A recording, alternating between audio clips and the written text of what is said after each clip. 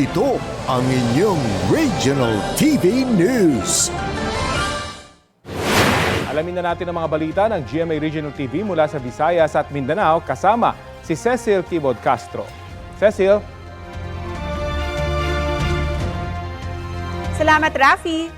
Bayanihan ang ipinamalas ng ilang residente sa Boracay para mailigtas ang isang asong na hit and run. Ayon sa Boracay Animal Adoption and Rescue Center, nabali ang balakang ng asong si Ilaya matapos masagasaan ng e-trike.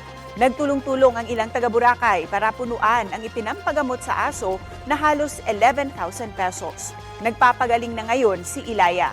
Patuloy naman ang investigasyon para matukoy ang tumakas na driver ng e-trike. Kapuso, alamin ang maiinit na balita. Bisitahin at mag-subscribe sa GMA Integrated News sa YouTube. Sa mga kapuso abroad, samahan nyo kami sa GMA Pinoy TV at sa www.gmanews.tv.